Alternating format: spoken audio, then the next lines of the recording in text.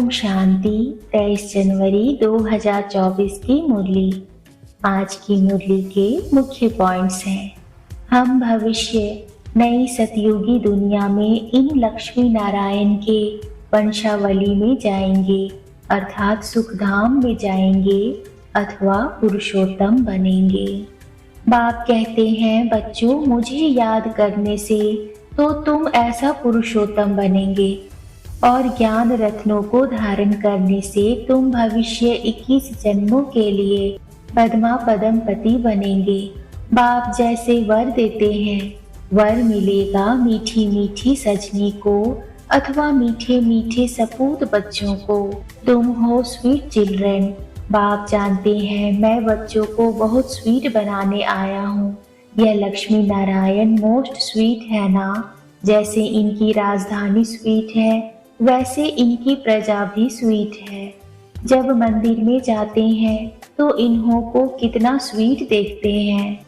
शिव के मंदिर में भी कितने ढेर मनुष्य जाते हैं क्योंकि वह बहुत स्वीटेस्ट हैं। इन जैसा स्वीट और कोई हो नहीं सकता।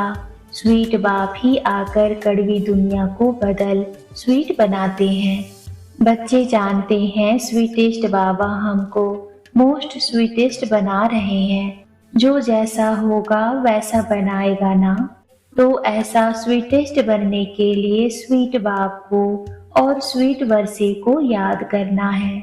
बाबा बार बार बच्चों को कहते हैं, मीठे बच्चे अपने को अशरीरी समझ मुझे याद करो तो मैं प्रतिज्ञा करता हूँ, याद से ही तुम्हारे सब कलेश मिट जाएंगे।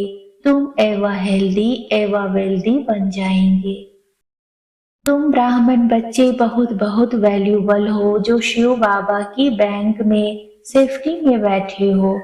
तुम बाबा के सेफ में रहकर अमर बनते हो। तुम काल पर विजय पहन रहे हो। शिव बाबा के बने तो सेफ हो गए, बाकी उच्च पद पाने के लिए पुरुषार्थ करना है। दुनिया में मनुष्यों के पास कितना भी धन दौलत है परंतु वह सभी खत्म हो जाना है, कुछ भी नहीं रहेगा। तुम बच्चों के पास तो अभी कुछ भी नहीं है, यह देह भी नहीं है, यह भी बाप को दे दो।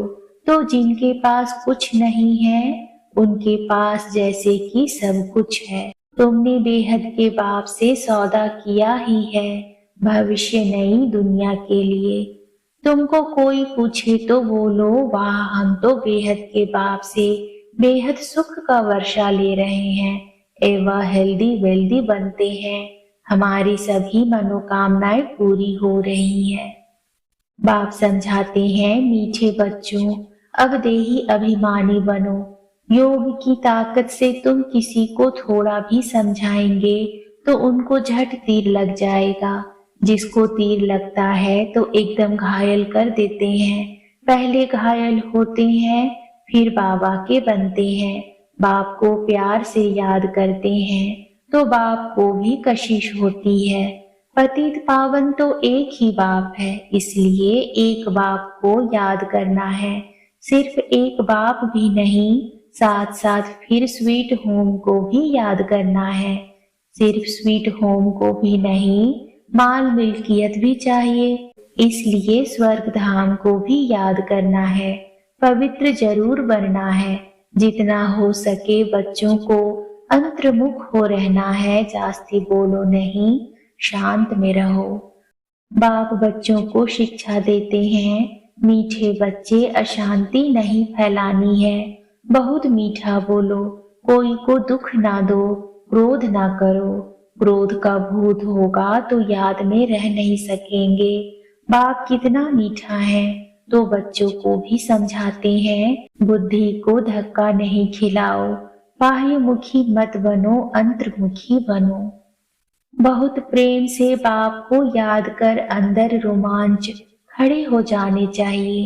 इतना लव से बाप को याद करना है जो बस बैठे बैठे प्रेम के आंसू बहते रहें। बाबा ओ मीठा बाबा, आपसे तो हमें सब कुछ मिल गया है।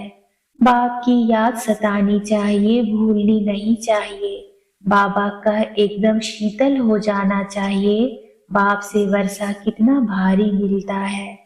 यह पुराना शरीर छोड़ जाना है, दैवी गुण भी यहाँ ही धारण कर जाना है। जाना है तो कोई भी फ्लो, मना कमियां नहीं होना चाहिए। तुम हीरे बनते हो, उस हीरे में भी फ्लो कमी होते हैं, परंतु उनसे फ्लो को निकाल नहीं सकते हैं क्योंकि जड़ है, उनको फिर कट करना पड़ता है। तुम तो चैतन्य हीरे हो, तो जो भी फ्लो है उनको एकदम निकाल, फ्लोलेस पिछाड़ी तक बढ़ना है। अगर फ्लो नहीं निकलेगा तो वैल्यू कम हो जाएगी। तुम चैतन्य होने के कारण फ्लो को निकाल सकते हो। अच्छा, मुरली का सार है, मीठे बच्चे, जैसे बाबा स्वीट का पहाड़ है, ऐसे तुम बच्चों को भी स्वीट बाप और वर्षे को याद कर मोस्ट स्वीट बनना है।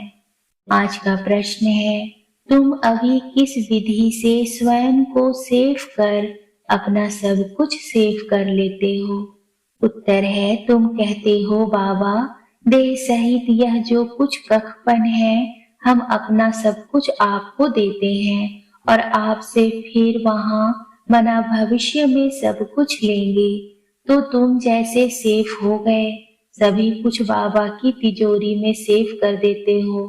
यह शिव बाबा की सेफ्टी बैंक है। तुम बाबा की सेफ में रहकर अमर बनते हो। तुम काल पर भी विजय पाते हो। शिव बाबा के बने तो सेफ हो गए, बाकी उच्च पद पाने लिए पुरुषार्थ करना है। धारणा के लिए मुख्य सार है, पहला, जितना हो सके अंतर्मुख हो, शांत में रहना है, जास्ती नहीं बोलना है, अशांति नहीं फैलानी है, बहुत मीठा बोलना है, कोई को दुख नहीं देना है, क्रोध नहीं करना है, बाह्य मुखी बन बुद्धि को धक्का नहीं खिलाना है। दूसरा है, परफेक्ट बनने के लिए ईमानदारी से अपनी जांच करनी है कि हमारे में क्या क्या खामी है। साक्षी हो, अपनी चलन को देखना है, भूतों को भगाने की युक्ति रचनी है। आज का वरदान है, प्रकृति द्वारा आने वाली परिस्थितियों पर विजय प्राप्त करने वाले पुरुषोत्तम आत्मा भव। ब्राह्मण आत्माएं पुरुषोत्तम आत्माएं हैं। प्रकृति पुरुषोत्तम आत्माओं की दासी है। पुरुषोत्तम आत्मा को प्रकृति प्रभावित नहीं कर सकती है। तो चेक करो, प्रकृति की हलचल अपनी ओर आकर्षित तो नहीं करती है। प्रकृति साधनों और सेल्वेशन के रूप में प्रभावित तो नहीं करती है। योगी व प्रयोगी आत्मा की साधना के आगे साधन स्वतः आते हैं। साधन साधना का आधार नहीं, लेकिन साधना साधनों को आधार बना देती है। आज का स्लोगन है, ज्ञान का अर्थ है अनुभव करना और दूसरों को अनुभवी बनाना। ओम शांति।